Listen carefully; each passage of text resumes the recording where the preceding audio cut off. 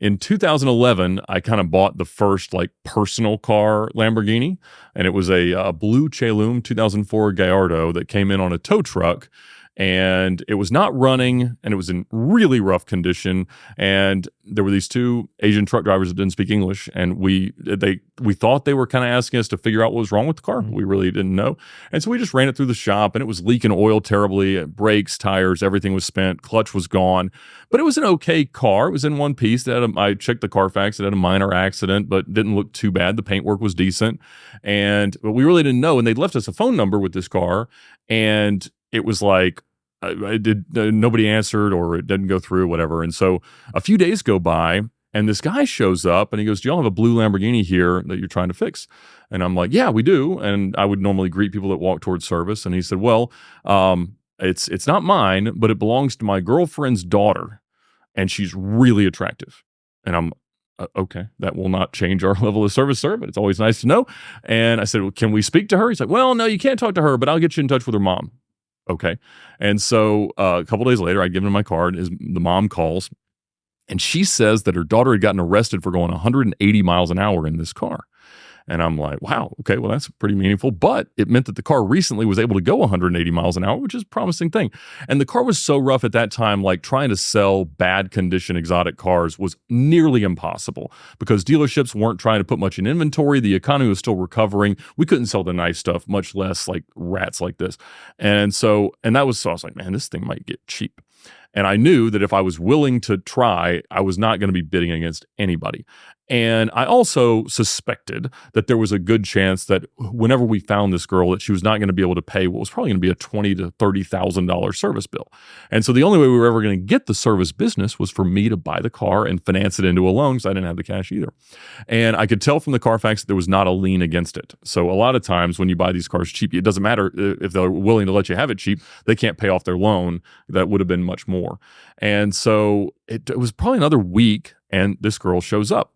And she was a prostitute, and she was not appealing to my demographic. I think as a target, whatever. But she came in, and I actually found her social media profile, and it said that she had 50-inch hips. So I mean, this girl could take a break hula hooping. I mean, it was a marvel of science. And so we're talking about the car, and she said that she had bought it about a year earlier in cash in Miami, and I came to find out it was cash that she had earned in 3 months of work. So she was churning some business through. And she was not in a position to do it, but she did have the title, and she wanted to sell it. And I had asked my boss, like, if I can buy it, is that okay? Like, sometimes that's iffy as a dealership employee if this is going to be all right. And so he's like, yeah, sure. If you can get it done and you'll give us a service business, do whatever you want. And so she wanted like 70,000 because, she thinks, well, it'll be worth what I paid for it. I said, not exactly. There's also these other million things wrong with it and stuff like that. And I explained to her why it was less, and I offered her 30 grand. And of course, she was a shrewd negotiator. So we met right smack dab in the middle at 30 grand. And so I'm like, all right, well, do you want to buy another car? Obviously, if somebody just doesn't have a car. And she's like, well, I'd really like a Bentley like Paris Hilton's, a pink one. I said, well, they don't really paint them pink, so we probably don't want to do that. We could wrap a car. Let me look. And we could get, at the time, you could buy a Continental GT for probably 40, 50 grand. And I'm like, well, let's just go see if we can get you a loan for the rest. And she's great. She fills out our credit app. She had her social security card with her. And we pulled her credit, and nobody had ever even looked at this girl's credit. She didn't even know she had a bank account, anything like that. And I learned that in particular after we found out that there was nobody wanting to be the first person to loan her money in her short life at that point. And because I was like, well, we'll just give you a check. And so I went back to our office. We cut her a check for 30 grand, and I handed it to her. And I, as a car salesman, had never had somebody look at me with less trust than when I told her that piece of paper was the same thing as $30,000. And she's like, what do I do with this? Oh, you take it to your bank. Said, what? I said, can you not just give me cash? I said, no, we don't have cash here, but I promise you it's good. And she left like super suspicious, like there's no way this is money. And it worked out. We stayed in touch. In fact, she had the spare key to the car, and she kept telling me she was going to bring it, and she never would, or she'd come up with some excuse. And must have been 3 months later, she texted me, and she's like, it's my birthday tomorrow. Do you still want that key? I'm like, again, like I'm getting a lot of unrelated information in this deal. And I said, happy birthday. And yes, I'd love it. And she's like, well, can I have $100 for it? I'm like, well, it's not worth anything to anybody but me. But you know what? Sure. I'll by all means, but I'll give you $100 if you have it here by close of business. And she didn't show up, of course. But the next day, her birthday, she showed up, and I don't know what she would call what she was wearing. I would call it a basketball net. It holes everywhere. You could see everything. She had a lot of interesting tattoos in interesting places that were probably uncomfortable to acquire. And she walks in. At the time, there was this woman standing at our parts counter with this young kid. She grabs this kid and screams and runs out another door. And Kimmy walks up to me, and she loves to hug. I always want to hug you first. And so I'm like, hey, Kimmy, what are you all dressed up for? And she said, it's my birthday. I said, well, you're halfway to that outfit. And I said, you got the key? She did. And I went out and tried it and gave her money. And I was like, man, we had had a lot of conversations at that point. She was like commenting on my Instagram posts. She was really fond of the ones that had my large albino boa constrictor in it. But we were sitting at my desk talking. I said, Kimmy, do you have butt implants? Like, how does this happen? And she's like, no. And she was so excited to like talk me through the science of this.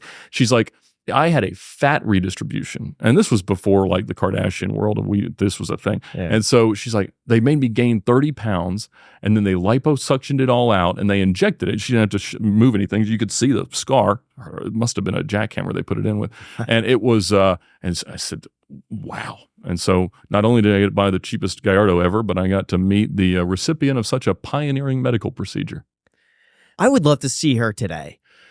Have her back on the channel. Like a soft white underbelly sort of interview. How successful that surgery is, after all this time has passed. I asked her, does it feel weird? Is it moving around like independent of the direction you travel? But she said it was all normal-ish, I guess. I don't know. But when we first started to record VINWiki stories, I thought it was just going to be a promotional tool for the app that we'd released about a year prior. And we had a lot of ideas about what we might do with the content. And I thought maybe I would give it to a friend of mine that had a car YouTube channel. Because at the time I knew like Doug DeMuro from college, and I'd met Rob Ferretti a few times and Freddie Hernandez and some of these guys. And so I sold Rob Dom his Diablo while I was at the dealership. He was the first person to ever list social media income on a credit application for me. And so I was trying to figure out like, what we were going to do with it. So I just called a bunch of friends. We got a bunch of pizza and beer, sat in the corner of the warehouse, stacked some stuff up in the corner, hang some Edison bulbs and see what happens. And a friend of mine from church shot them all and edited them. And so I had compiled most of my good car stories from the dealership as intros to the chapters of my book on setting the cannonball record, because really it was just a story of three sweaty guys going really fast and not getting caught across the country. And so I realized that's not really going to carry people's attention throughout 300 pages. So I had written down like my 10 best stories as the openings to the chapters that would have something in common with whatever was happening at that moment in the journey. So I'd written out the story of buying that car, and So I had, I think of the 25, probably 7 or 8 were my stories. And I didn't know that anybody was going to watch them. I figured we're going to release 25 of these things after all my friends said, no, we can't put them on their channels. We started them on the VINWiki channel. And I was like, man, if we got 2,000 views a video, that would be amazing. And we ended up getting almost 1 million views across those videos, and it started to grow really, really well. And some things like that got a lot more traction than I ever expected them to. I'm like, well, I don't know if she's going to care that this story is out there. And so a couple of years ago, a friend of mine is like, I want to go find her. And I'm like, okay, probably better you than me, given the chance that she could be upset about the way that I've described her. And I thought I was diplomatic in it, but who knows? And so he goes out and he finds that she is currently incarcerated. And for another professional appearance, we'll say. And she was going to get out at a certain point. So he starts like emailing her.